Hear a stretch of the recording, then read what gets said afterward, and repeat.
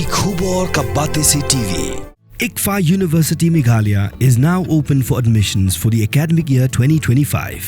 Explore our best courses and apply today. Fee concessions are available for domicile students of the state of Meghalaya. Mentang sengi na liang jangi ka Jaintia Student Union Seng kami ngila late Torsha Deputy Commissioner West Jaintia Hills District nagabanta ban yakun ya ka hok jong kita gi nong snong ki badon hatay po lapangam ti haga ar pundru trik jong banai pundru arjar arbo san ngile kendo ya I sar preston bat ya ka home department abai day bat ka jing request jangi government ban deploy ya ki special force hatay hapo lapangap nakabanta ka safety jong kita gi nong snong haga jo ka sengi ngilai kendo ro ya I Director General of Police Government of Meghalaya ban bu gan ju ka sithi cha government nakabanta ban pan ya gini ki force ki balong special nakabanta ban safe ya kita gi nong snong ki badan hapo snong lapangap te mentang sengi hadin bangilai daplik tour sin sports secretariat liang EDC ilakot yangi bat ngilayo ya galat ban ya kendo ya I Deputy Commissioner nakabanta ban submit ya kanika ultimatum for the immediate security for the people of Lapangam. Te hadin bangila ya kren bat I Deputy Commissioner ngala request ban bu ya kini ki SF10 ban nagaliang jong Deputy Commissioner ila pha conform hai EDC maka don sisa ne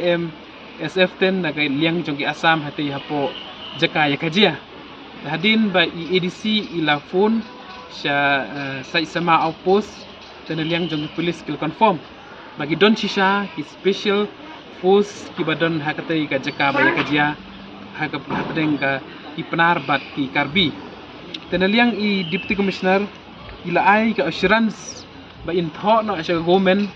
nagbanta ban bu no ya gini special force hakatai ka snong baraga jo por ila kularro yangi ban escort ban pahara ya iway pa iway inong snong bat kamtam tu kinong snong ibom pat pendep ya ka thung ba pagbom la ban pendep ya ka ni ka thung katep nagbata katay inong snong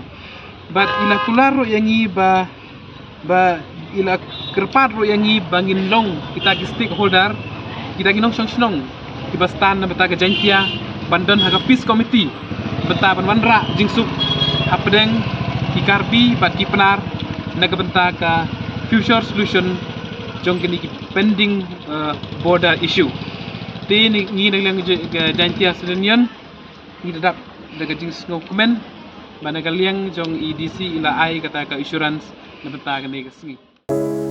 From the hills of the east, a new voice rises. Hello Meghalaya, our state's first ever OTT platform streaming stories, music and dreams. From folklore to films, beats to breakthroughs, this is where culture meets creativity.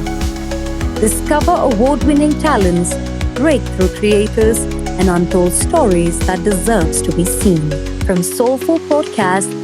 to live streams and dreamers. This is your stage, your spotlight. Hello Meghalaya, your story starts here.